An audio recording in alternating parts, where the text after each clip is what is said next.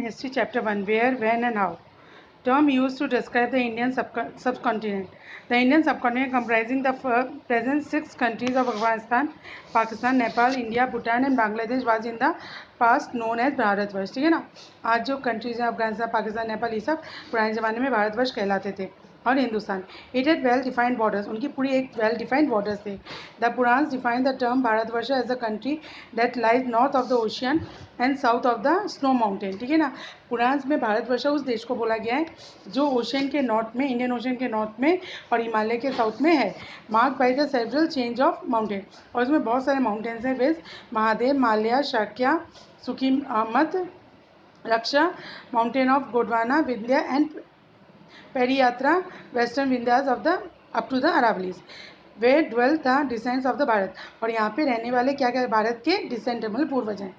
With the Kiratas living to the east, Kiratas कहाँ रहते थे? ईस्ट में. Yavanas to the west and is known population consisting of Brahmin. इनमें कौन कौन से होते थे? ब्राह्मण, क्षत्रियस, वैश्य and Shudras.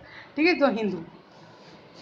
History gave the name of Aryadesh and Brahmashastra to India. ठीक है. हिस्ट्री में 2 नाम दिए गए, Aryadesh and Brahmashastra. Aryabhatta was the another Asian name given to the time of Patanjali to the northern part of India lying between the Himalayas and a Pariyatra of the western Vindhyas. ठीक है. पतंजलि के समय में नॉर्दर्न पार्ट आर्यभट्ट नाम दिया गया था, जो किसके बीच में था? Northern part of India lying between the Himalayas and the Pariyatra of the western Vindhyas. इन दोनों के बीच में रहने वाले देश को क्या बोला गया? आर्यव्रत. ठीक है.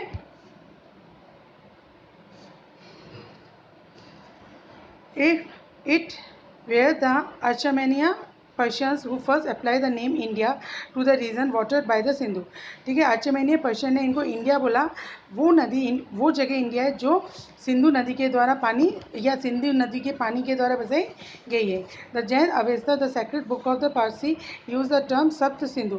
ठीक है. जैन अवेस्ता में जो सेक्रेट बुक है पारसी की, उसमें इसको क्या नाम दिया गया है? सब सिंधु फॉर इंडिया.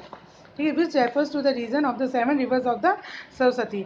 जो 7 रिवर्स ऑफ सरस्वती, जिसमें से 5 stream of Saraswati together with the Ganga and Yamuna, total मिला के 7 रिवर्स थी. The Greek same borrowed the term Sindhu और इंडोज फ्रॉम द पर्शियन. और ग्रीक ने वहीं से सिंधु से इंडोज और फ्रॉम पर्शियन उससे लेके इसको इंडोज बोलना शुरू किया. In the Persian text Mehr Yasta and Yasna were actually find in the word Hindu in place of Hafta Hindu. ठीक है. यासना, मेहर यास्ता और यासना में, मेहर यात्रा एंड यासना में हमने हाफ्ता हिंदू या हिंदू नाम का, indicating the extension of the name of the land beyond the territory of Indus. ठीक है. उन्होंने जो इंडस के आगे का जो एक्सटेंडिंग लैंड है उसको हाफ्ता हिंदू के नाम से बोलना शुरू किया.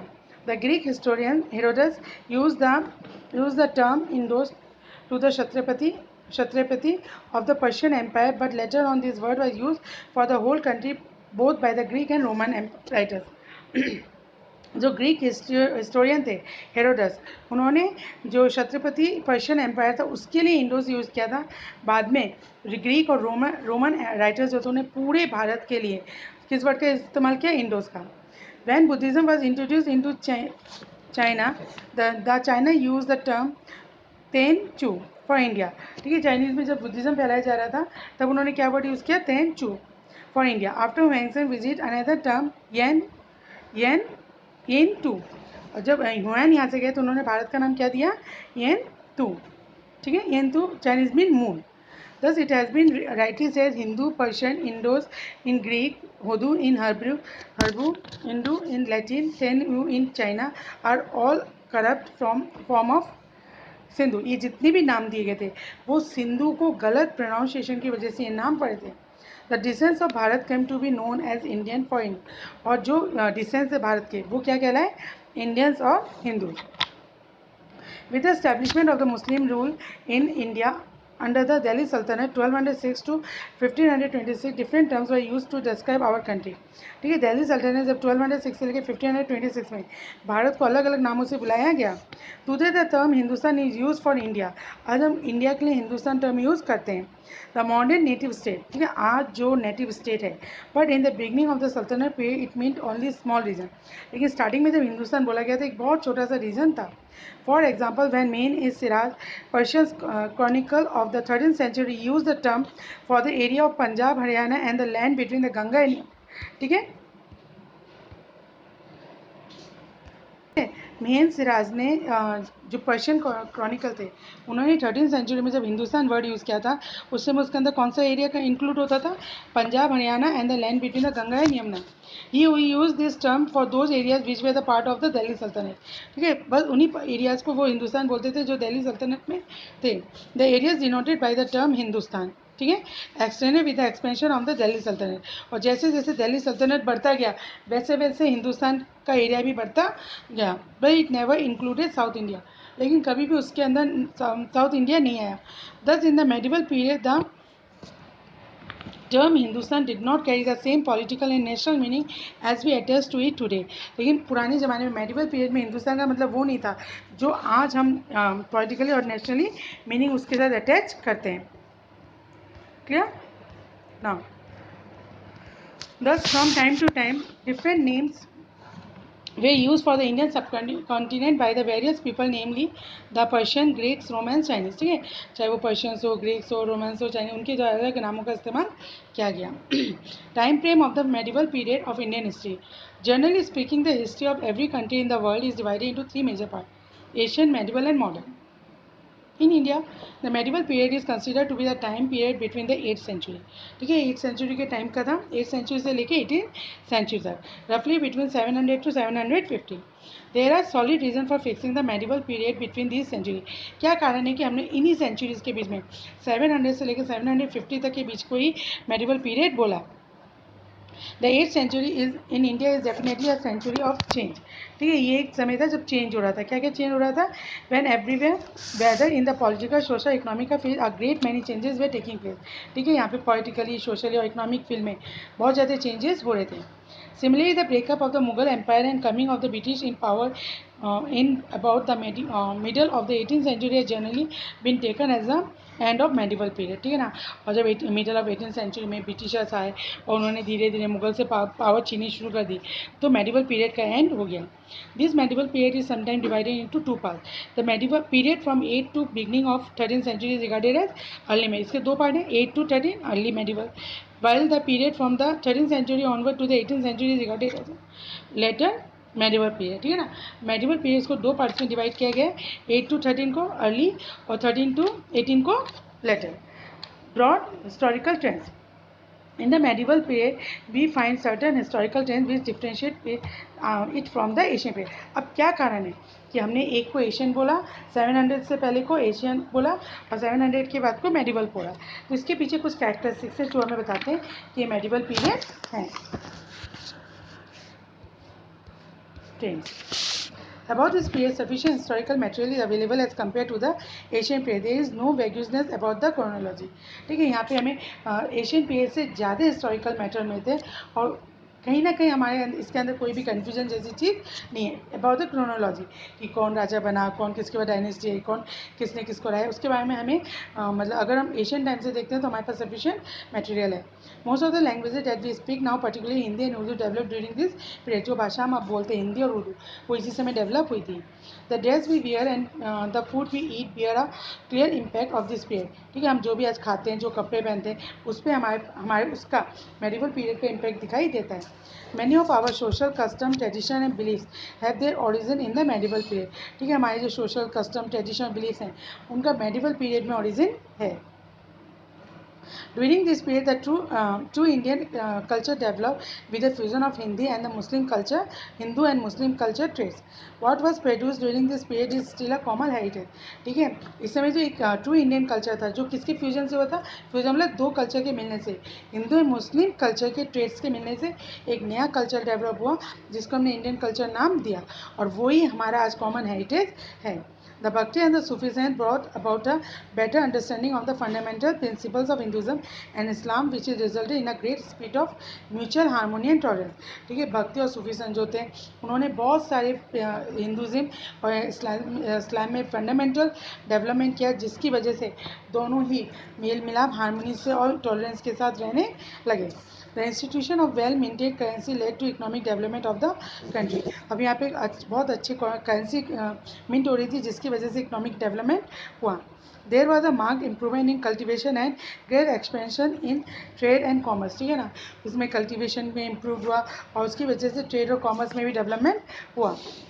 Attracted by the economic prosperity of India, many European countries try to establish direct trade relation with India. ठीक है, हमारी इकोनॉमिक प्रॉस्पेरिटी को देख के बहुत से यूरोपियन कंट्रीज़ ने भारत के साथ डायरेक्ट ट्रेड रिलेशन स्थापित किया या इस्टेब्लिश किया. However the position of women in the society was worsen. लेकिन जो वुमेन्स की जो सोसाइटी में जो पोजीशन थी वो कहीं ना कहीं ख़राब हुई. They were the other of the purdah system. उनको पर्दा करने के लिए मजबूर किया गया, which greatly restricted their freedom.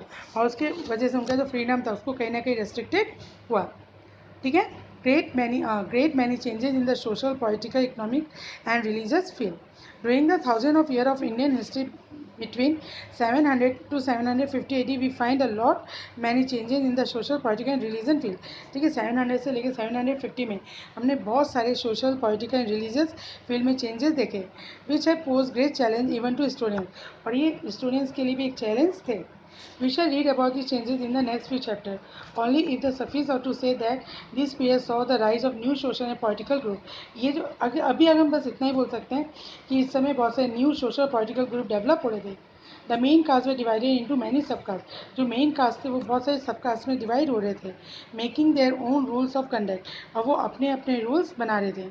The mingling of the Hindus and the Muslim culture led the foundation of Bhakti movement. ठीक है, हिंदूज और मुस्लिम कल्चर के मिंगलिंग होने से, मिलने से भक्ति मूवमेंट शुरू हुआ.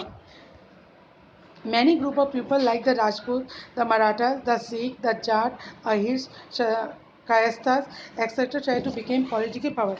ये अलग अलग ग्रुप से जो धीरे धीरे पावरफुल, पॉलिटिकली पावरफुल हो रहे थे.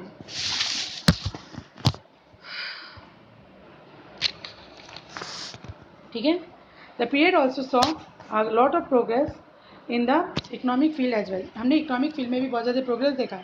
As a result of the gradual clearance of the forest there was a great extension of agriculture. हमने काफ़ी सारे फॉरेस्ट क्लियर करके एग्रीकल्चर को एक्सटेंड किया और उसको बढ़ाया. The advancement in technology like the Persian wheel in irrigation and the spinning wheel in weaving brought the economic prosperity.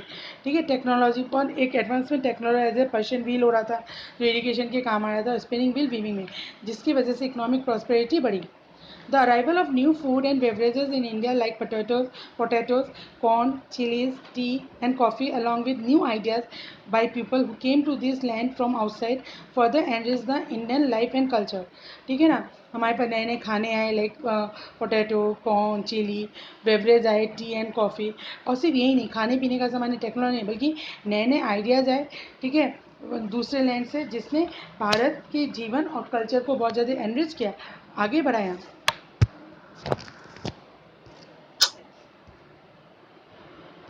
ठीक है. Many great empire flourish during this period. इस समय बहुत बड़े बड़े एम्पायर्स डेवलप हुए.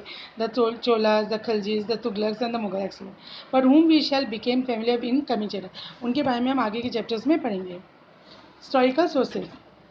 As already mentioned, we have at our disposal a number of historical sources which help us to lot in drawing a clear picture of this period. They can roughly be divided into two main जगह. ठीक है, हमारे बहुत सारे historical sources होते हैं जिसके द्वारा हम उस पीरियड के बारे में जान सकते हैं. इसको दो पार्ट्स में डिवाइड करते हैं, archaeological and literary sources. Archaeological sources. In the archaeological sources, we include Asian monuments, inscription and numismatic or coin. Number one, Asian building. Included temple, Khajuraho, Bhubaneswar, Konark, Mount Abu, etc. Mosque, Jama Masjid, Moti Masjid, forts, Red Fort, Tughlaqabad Fort, Chittorgarh Fort, Agra Fort, Gwalior Fort, Pillar, Qutub Minar, Palace, Jaisalmer, Jaipur, Jodhpur, the scores of the other buildings. ठीक है ना, जब हम medieval period की history लिखते हैं तब हम इन बिल्डिंग्स को स्टडी करते हैं. Inscription, whether on stone of plates of copper provide important information about different aspects of the early medieval. चाहे वो कॉपर प्लेट्स में हो, स्टोन्स में हो, वो हमें अर्ली मेडिवल पीरियड के बारे में जानकारी देते हैं. They have been found in large numbers scattered over a large number of villages and especially in temples. ये हमें बहुत बड़ी मात्रा में अलग अलग गाँवों में और ज़्यादातर हमें मंदिरों में मिली है. They provide us authentic information about important events. ठीक है, हमें इंपॉर्टेंट इवेंट्स के बारे में बताते हैं, इंपॉर्टेंट डेट्स के बारे में बताते हैं. The personal qualities of the ruler की क्वालिटीज़ क्या थी उनके बारे में. The mutual relation of different rulers के बारे में बताती हैं. About the specimen of art and the administrative measure, इनके बारे में हमें इंस्क्रिप्शन से जानकारी मिलती है. Sometimes the place from where this inscription have been found provides speculation about the extent of the empire of the certain ruler. और कभी कभी ये इंस्क्रिप्शन जहाँ से मिलती है वो हमें स्पेकुलेशन करती है कि क्या राजा का एम्पायर इतनी दूर तक फैला हुआ था. ठीक है. Now is coins found in abundance throw light on important dates and important historical personalities. ठीक है. अब हमें बहुत सारे कॉइन्स मिले जो उस समय के हिस्टोरिकल पर्सनैलिटीज़ और डेट के बारे में बताते हैं. Some coin give us information about certain important historical events. और कुछ कॉइन्स हमें हिस्टोरिकल इवेंट्स के बारे में भी पता चलता है. Undoubtedly, some information can be gained from them about the economic condition of the country at a particular time. और अनडाउटली हम बिना कॉइन को देख के हम उस समय की इकोनॉमिक कंडीशन के बारे में भी पता लगा सकते हैं. Literary sources, autobiographies, chronicles and documents etcetera. About the early medieval period, 8 to the beginning of the 13th century, we have derived important information from the writing found on palm leaves, bridge bark and skin. ठीक है. 8 से लेकर 13th century तक जितनी भी information है वो ज़्यादातर इंफॉर्मेशन हमें किससे मिली है? पाम लीफ से. जो किस में लिखी हुई है? ये इंफॉर्मेशन किस पे लिखी हुई है? Palm leaf, birch bark and skins में. About the later medieval period, 13 to 18 period, many book written on paper have been found. लेकिन 13 से 18 सेंचुरी में जो हमें इन्फॉर्मेशन मिली है वो ज़्यादातर बुक्स के रूप में मिली है और किस पे लिखा गया है? पेपर में लिखा गया है. सम ऑफ दीज आर ऑटोबायोग्राफीज और मेमोरीज. ठीक है. इनमें से कुछ ऑटोबायोग्राफीज और मेमोरीज हैं. ठीक है. मेमोरीज हैं like Babur's memories and Jahangir's memories, which tell us some about important thing about different rulers in the first person. ठीक है. अलग अलग राजा के बारे में एज अ पर्सन, रूलर्स के बारे में बताती है लेकिन एज अ पर्सन के बारे में भी उनको बताती है. Certain other books are chronicles of different authors about the life and activities of ruler and dynasty. और बहुत से chronicles हैं जो अलग अलग authors ने लिखे हैं जो रूलर्स और उनकी dynasty.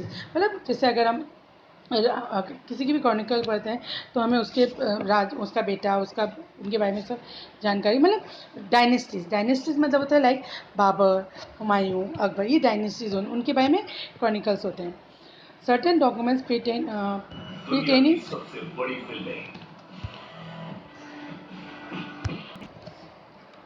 pertaining to mutual treaties among the different rulers or the grant of land to the nobles. ठीक है ना. कुछ डॉक्यूमेंट्स हमें मिलते हैं जो ये बताते हैं कि किस राजा के साथ क्या ट्रीटीज हुई थी, क्या लैंड किस नोबल को क्या लैंड दान में दिया गया था. Are important sources of historical knowledge. There are many religious book which enlighten us on the religious condition. बहुत से धार्मिक किताबें भी मिली है जो उस समय के religious condition, thought and views prevailing in those days. ठीक है. क्या रिलीजियस कंडीशन थी, क्या थॉट्स थे और क्या लोगों के व्यूज़ थे उस समय में, उनके बारे में जानकारी मिलती है.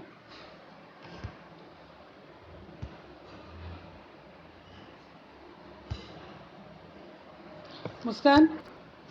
Accounts of foreign travel. Over and above the literary works by indigenous writers, there are certain accounts by foreign travel. ठीक है. इंडिनियस मतलब जो अपने कंट्री के थे वो तो लिखते थे, अपने देश के तो लिखते थे, बाहर से जो लोग आते थे घूमने के लिए वो भी लिखते हैं. They generally give a true picture of the events as they had nothing to fear of a local ruler.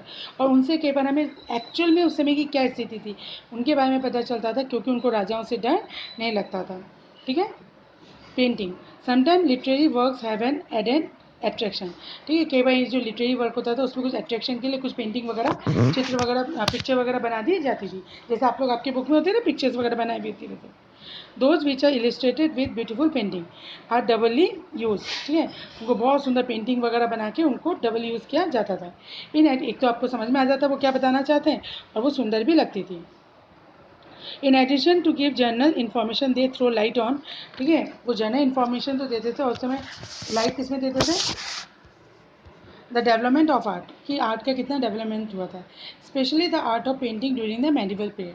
ठीक है. मतलब मेडिवल पीरियड में आर्ट ऑफ पेंटिंग क्या थी. म्यूज़िक. दो द दिल्ली सल्तनत वे एवर्स टू म्यूजिक. दिल्ली सल्तनत वगैरह ने म्यूज़िक को ज़्यादा पेट्रोनाइज नहीं किया था. But the Mughal ruler patronise. लेकिन मुगल रूलर जो थे उन्होंने उनको बहुत ज़्यादा बढ़ावा दिया. Babur himself could write songs and set them to tune. वो सिर्फ बाबर जो थे वो गाना लिखते ही नहीं थे बल्कि उनको संगीत में भी बांधते थे या ट्यून करते थे. Humayun has set aside. Humayun थोड़ा इस सब में नहीं था। Monday and Wednesday for using music, ठीक है ना। उसने कुछ दिन ही निश्चित, सॉरी, हुमायूं ने कुछ दिन निश्चित कर रखे थे, मंडे और वेडनेसडे, जिस दिन वो म्यूजिक सुना करता था। Akbar patronise many musician among them, ठीक है, अकबर ने बहुत से म्यूजिशियन को पेट्रोनाइज किया था। Among them there was none who who could be compare with Tansen, ऐसा कोई भी नहीं जो तानसेन के साथ कंपेयर किया सके। और वो किसके कोर्ट में थे? अकबर के कोर्ट में थे। It is said that the magic in his music and could make the cloud burst into rain, ठीक है, कहते थे उनके संगीत में इतना, म्यूजिक में इतना मैजिक था कि वो बारिश बारिश करवा देते थे। Hindustan style of music flourish during this period, इस पीरियड में हिंदुस्तान स्टाइल ऑफ म्यूजिक बहुत ज़्यादा बढ़ा, फ्लरिश हुआ, मतलब उसको बहुत ज़्यादा ग्लोरी मिली। Akbar success Akbar successor to except Aurangzeb were patrons of music, Aurangzeb को छोड़ के अकबर के बाद जितने भी राजा बने उन्होंने भी म्यूजिक को पेट्रॉन किया। दस music is also sometime a good source of historical knowledge, इसलिए म्यूजिक भी जो होता है वो हिस्टोरिकल नॉलेज के लिए एक गुड सोर्स होता है। It points out to the fusion of the Hindu and the Muslim culture, और ये वो बताता है कि कैसे हिंदू और मुस्लिम कल्चर ने एक होकर एक साथ मतलब दोनों का कैसे जो हिंदू और मुस्लिम कल्चर था वो कैसे फ्यूज़न होके एक बन गया और इंडियन कल्चर में डेवलप हो गया।